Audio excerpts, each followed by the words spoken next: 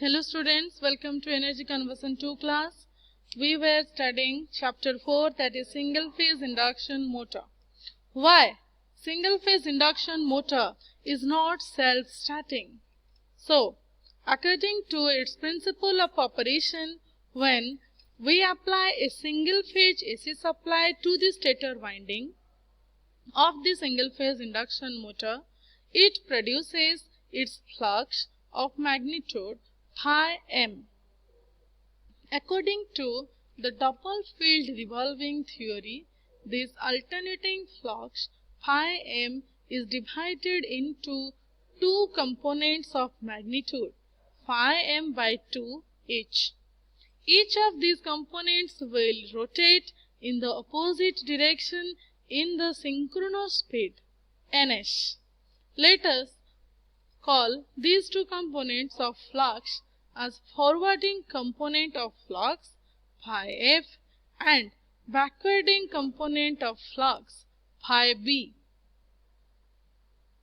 The resultant of these two components of flux at any instant of time gives the value of instantaneous stator flux at that particular instant.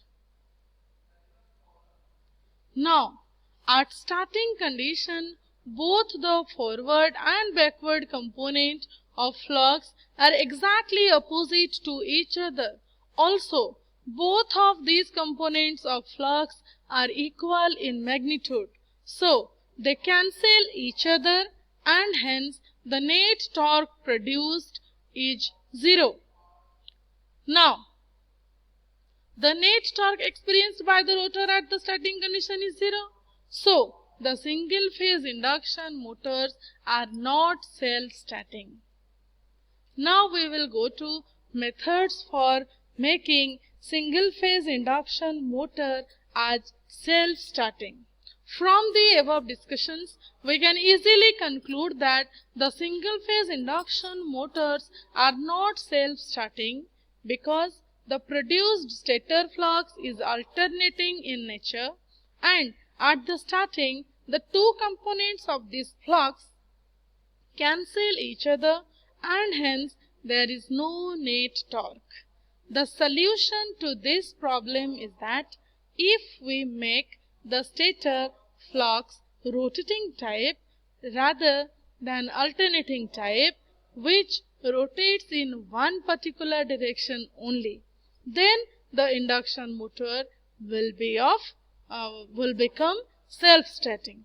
Now, for producing this rotating magnetic field, we require two alternating flux having some phase difference angle between them. When these two fluxes interact with each other, they will produce a resultant flux. This resultant flux is rotating in nature and rotates in space in one particular direction only. So, once the motor starts running, we can remove the additional flux. The motor will continue to run under the influence of the main flux only. Depending upon the method for making a synchronous motor as self-starting motor, there are mainly 5 types of single phase induction motors, namely split phase induction motor, capacitor start induction motor, capacitor start capacitor run induction motor, shaded pole induction motor, and also there is a permanent split capacitor motor or single value capacitor motor. Now we will go to split phase induction motor. We can see the circuit here. So, this is the stator outer periphery. This is the air gap. These are the stator windings. These are the main windings. This is the rotor. In split phase machine shown in figure, the main winding has low resistance but high reactance, whereas starting winding has a high resistance but low reactance.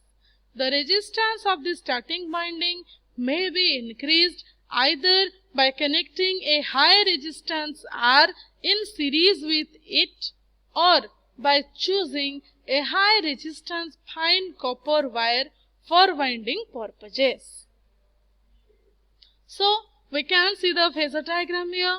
We have taken voltage as reference. So, obviously, current will lag the voltage. And now, we can see two different individual components of current. One is armature current in the auxiliary winding. Second one is the current in the main winding. And the resultant of these two current phasors, that is IL. IL is the resultant, the total armature current, or it can be said as total line current. So, hence, as shown in figure, the current I is drawn by the starting winding lags behind the applied voltage V by a small angle, whereas IM taken by the main winding lags the voltage V by a very large angle. The phase angle between IS and IM is made as large as possible because the starting torque of a split phase motor is proportional to sin alpha. So, a centrifugal switch S is connected in series with the starting winding and is located inside the motor. Its function is to automatically disconnect the starting winding and from the supply when motor has reached 70 to 80% of its full load speed. And in case of split phase motors that are hermetically sealed in refrigeration units instead of internally mounted centrifugal switch, an electromagnetic type of relay is used. So, you can see the diagram.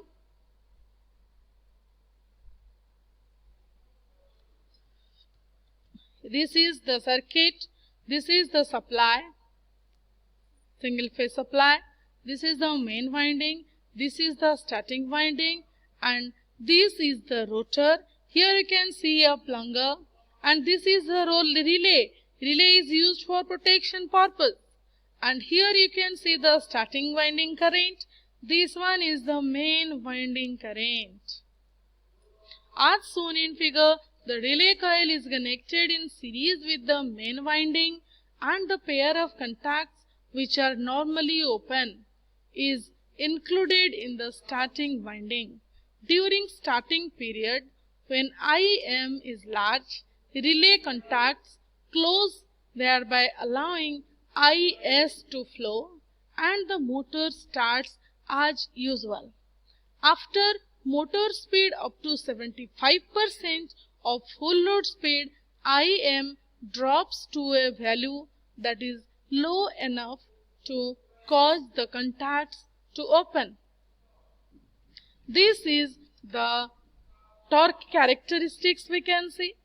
This is the speed percentage. This is the full load torque. Here we can see the diagram. This is the condition for starting. This is the torque characteristic during running. A typical torque speed characteristic of such a motor is shown in figure. As seen, the starting torque is 150 to 200% of the full load torque. This one you can see with a starting current of 6 to 8 times of the full load current.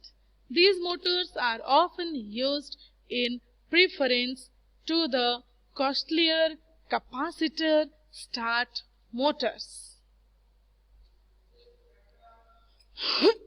And the typical applications of split phase induction motor are fans and blowers, centrifugal pumps, separators, washing machines, small machine tools, duplicating machines and domestic refrigerators and oil burners, etc., commonly available in size range from 1 to 20 to 1 by 3 HP, 42 to 50 watt we can say, which with speed ranging from 3450 to 865 RPM. Such motors are sometimes referred as resistance start split phase induction motors in order to distinguish them from capacitor start induction run and capacitor start and run described later.